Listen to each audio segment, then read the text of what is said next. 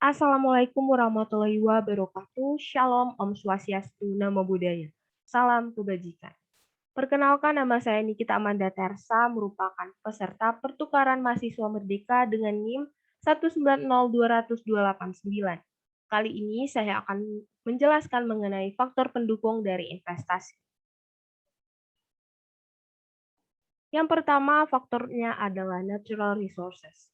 Orientasi dari penanaman modal asing hanyalah untuk memperoleh sumber daya yang lebih murah dan efisien, di mana sumber daya di negara asalnya sudah tidak lagi mencukupi.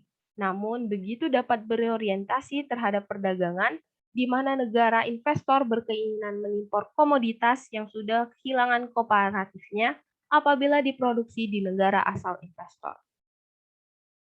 Faktor kedua yakni menghindari hambatan tarif, di mana tarif untuk suatu produk yang akan masuk di suatu negara dapat menghambat jalur perdagangan dan dapat mengurangi tingkat keuntungan, sehingga mendirikan perusahaan di negara tersebut merupakan upaya untuk menghindari tarif tersebut.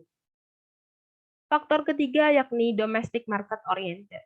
Pasar dari negara tuan rumah sangat menjanjikan dan dapat memperoleh profit yang lebih banyak jika dibandingkan dengan diproduksi di negara asalnya.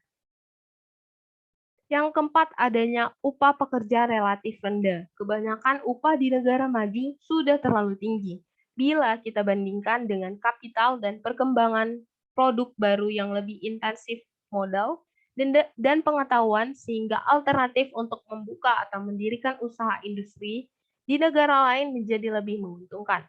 Terlebih jika negara tujuan mempunyai upah tenaga kerja yang lebih murah dari negara asalnya. Berikut ini saya cantumkan mengenai faktor pendukung investasi lewat Sulawesi Tenggara. Sulawesi Tenggara merupakan daerah yang memiliki sumber daya alam yang berlimpah yang berpotensi bagi pemasukan dan perkembangan daerah. Sektor pertambangan Provinsi Sulawesi Tenggara cukup potensial dan menjadi perhatian baik investor nasional maupun asing yang bergerak di bidang pertambangan. Sulawesi Tenggara memiliki kandungan tambang yang sangat potensial dan banyak perusahaan yang telah melakukan eksplorasi di Sulawesi Tenggara, terutama di Kabupaten Buton, Konawe, Konawe Utara, dan kabupaten lain di Sulawesi Tenggara. Hal ini juga membuktikan bahwa Sulawesi Tenggara memiliki potensi dalam sektor pertambangan yang dapat diandalkan dan sebagai penyumbang terbesar pendapatan daerah di Provinsi Sulawesi Tenggara setelah sektor pertanian, kehutanan, dan perikanan.